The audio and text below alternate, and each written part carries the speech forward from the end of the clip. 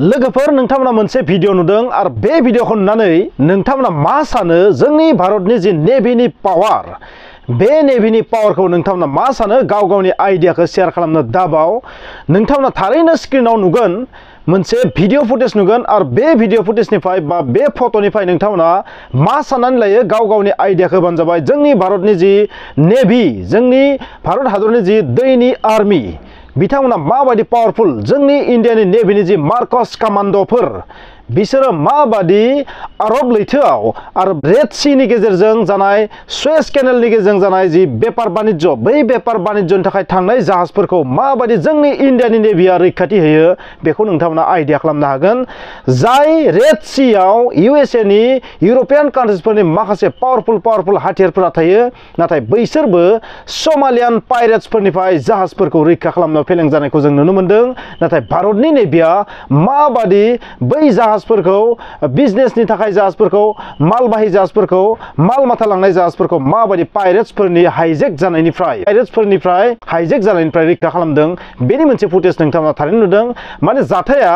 4 जानुवारि खालि मोनसे जाथाय जादोंमोन एमभि लीला नरफक नामनि मोनसे जाहाज मालबाहि जाहाज आरो बेवहाय लाइबेरियानि फ्लेग दंमोन आरो बे जाहाजा ब्राजिलनिफ्राय बाहरेनसिम थांबाय थादोंमोन ब्राजिल टु बाहरेन नाथाय बै समावनो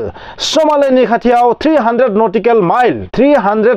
माइल डिस्टेन्सआव ईस्ट सोमालियानि 300 नटिकेल माइल गोजानाव बे जाहाजखौ साबा बा साद'सो सुबुङा मा खालामो हाइजेक खालामो आरो बै साबा आरो साद' सुबुङा गासैबो हाथियार लानायमोन आरो बे खौरांखौ होयो बै जाहाजाव थानाय एमभि लीला नरफकआव थानाय जाहाजनि मानसिफोरा होयो बेवहाय माखासे क्रू मेम्बार्सफोर दङ बै क्रू मेम्बार्सफोरनि मादाव सा 9 भारतारिमोन टटेल बैहाय सा 24 सुबुं दंमोन आरो बिसोरो बे खौरांखौ होयो इउनाइटेड किंडमनि मोनसे मिलिटारि अर्गेनाइजेशन आरो बे जि इउनाइटेड किंडमनि जि मिलिटारि अर्गेनाइजेशन बे अर्गेनाइजेशननि मुङा जाहैबाय United Kingdom Maritime Trade Operation portal बेनो खौरांखौ होयो बैनि माखासे जाहाजाव थानाय सुबुंफोर माने बेवहाय मा थागोन नोंथांमोना थारैनो मिथिगौ जाहाजखौ सालायनाय केप्टेन थागोन बेवहाय माखासे नाबिक थागोन बै नाबिकफोरा बे खौरांखौ होयो बे इउके मेरिटाइम माने United Kingdom Maritime Trade Operation portal बे इउनाइटेड किंडमनि मोनसे मिलिटारि अर्गेनाइजेशन जायनि खामानिया जाहैबाय मा बेबादि स्ट्रेटेजिक दै लामानि गेजेरजों थांनाय जाहाजफोरनि रैखाथि होयो बेहाय मा जादों जाया बेखौ नायबिजिरो नायबाय थायो रैखाथि होयो आरो बे खौरांखौ जेब्ला मोनो अब्ला बे खौरांखौ इन्डियान नेभिनो खौरां होयो मानोना नोंथांमोना मिथिगौ इन्डियान नेभिया आरब लैथोआव आरो बै सुएज केनेलनि गेजेरजों जेसेबां बिजनेस जायो दै लामाजों जेसेबां बिजनेस जायो बैफोरनि रैखाथिनि थाखाय गंब्रै वारशिप दोनदों बेवहाय गंब्रै वारशिप इन्डियान नेभिया आरो बिनि मादाव बै वारशिपफोरनि मादाव आईएनएस चेन्नाइआबो जाबाय गंसे जेब्ला बे खौरांखौ मोनो इन्डियान नेभिया लोगो आईएनएस चेन्नाइखौ बैहाय दैथायहरो बे मोनसे डेस्ट्रयार बे मोनसे वारशिप बेवहाय खमसे खम मोन 16 सो ब्राह्मस मिसाइल दङ दैनिफ्राय लन्च खालामनाय जाहाजनिफ्राय माने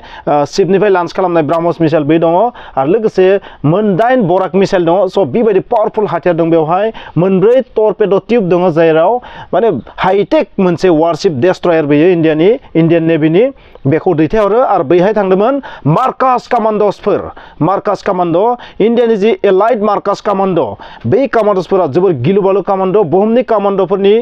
मादाव बे मार्कास कमान्ड'आ मोनसे गोख्रों कमान्ड' बै कमान्ड'फोरखौ बैहाय दैथायहरो बिसोरो आईएनएस चेन्नाइजों थांनानै मा खालामो गिबियावनो बै हाइजेक जानाय जाहाजखौ नोंथांमोना थारैनो पिक्चाराव नुदों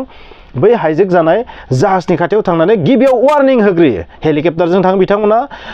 गिबियाव वार्निं होग्रोयो नाथाय वार्निं होनायावबो बिसोर मानिनि थाखाय बिसोर मा खालामो जाहाजनिफ्राय ओंखारनानै बै जाहाजाव गाखोयो जाय जाहाजखौ किडनेप खालामो हाइजेक खालामो बै जाहाजनि मुङा जाहैबाय मा एमभि लीला नरफक लाइबेरियानि फ्लेग दंमोन बेवहाय बे जाहाजा ब्राजिलनिफ्राय बाहरेनसिम फैदोंमोन नाथाय बैसोरो जेब्ला पाइरेट्सफोरा जायफोरखौ समालियान पाइरेट्स होननानै बुंदों नाथाय पाइरेट्सना हुथि बिद्रही हमनो हायाखै नाथाय पाइरेट्स होननानै सानना लादों बैसोर जि हाथियार लानाय जि मानसिफोर पाइरेट होननानै हमबाय बै पाइरेटफोरा जेब्ला इन्डियानि मार्कास कमान्डसफोरखौ नुयो लोगो लोगो बिसोर खारो मिथिनाय बादिब्ला बेहाय गावलायनायबो जादों आरो सासे सानै थैदोंबो आरो माखासेया गारनानै खारो आरो दा सेनिटाइजेसनाव बेस्थ' जानानै दङ इन्डियान नेभिनि मार्कास कमान्डफोरा माने बहाबा हाबसोखोमानानै थानो हागौ होननानै गासै जाहाजखौनो मा खालामदों चेकिं खालामदों दासिमनि खौराङा बेबायदि स' नोंथांमोना मा सानो बेबादि बेखौ सार्जिकेल स्ट्राइक होनगोन एबा मोनसे एन्टि पाइरेट अपारेशन होननानै जों बुंजागोन इन्डियानि जि मार्कास कमान्ड ना मार्कास कमान्ड बे मार्कास कमान्डआ जोबोर गिलु-बालु कमान्डनि मादाव मोनसे बिसोरो गोबां समाव भारतनि खैफोदनि समाव बेबायदि जेंना जेंसिनि समाव गोबां बेबायदि अपारेशन खालामबोदों मार्कास कमान्डफोरा स' बे मार्कास कमान्डआ इन्डियानि थाखाय मोनसे सान मोनसे आन बान सान जायखौ जों बुङो हिन्दीयाव गिबियावनो मा आइएनएस चेन्नाइनिफ्राय जेब्ला मार्कास कमान्डफोरा हेलिकप्टारजों ओंखारो बै समाव इउएसएनिफ्राय बायनानै लाबोनाय MQ-9B प्रिडेटर ड्र'नाबो बैहाय मा खालामदोंमोन नायबाय थादोंमोन बे गिलु-बालु ड्र'ननि मादाव मोनसे बे ड्र'ननि हेफाजाबैनो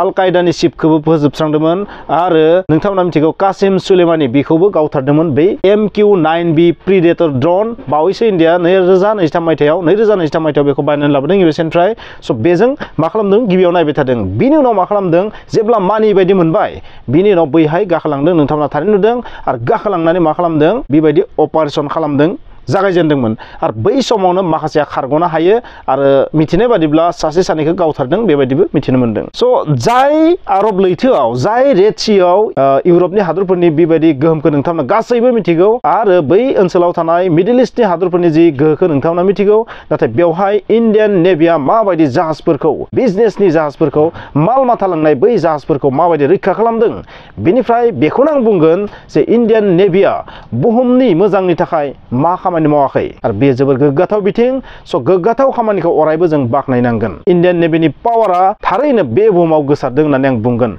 नोंथांमोना मा सानो कमेन्टआव लिरनो दाबाव मानोना बे सुएज केनेलनि गेजेरजों गोबां हाजार जाहाज थाङो आरो बै जाहाजफोरखौ अरायबो रैखाथि होनो गोनां जायो जाबायदि केरिबियान पाइरेट्स नोंथांमोना थारैनो खोनादों बेबायदिनो समालिया हादर बा बिनि खाथि खाला जेसेबां हादर दं बैफोराव माखासे पाइरेट्स दङ जाय माने मा होनना बुङो लैथोनि डाकु होनना बुङो जायफोरखौ लैथोनि डकाइट बिसोर जाहाजखौ किडनेप खालामो हाइजेक खालामो बिनि उनाव मा खालामो रां दाबि खालामो आरो रांखौ लानानै खारो स' बिसोरखौनो होनना बुङो समालियान पाइरेट्स थारैनो बे समालियान पाइरेट्सना हुथि बिद्र'हि जों बुंनो हाया नाथाय भारतनि जि मार्कास कमान्ड बे जाहाजखौ रैखा खालामबाय MV लीला नरफक बे जाहाजखौ रैखा खालामबाय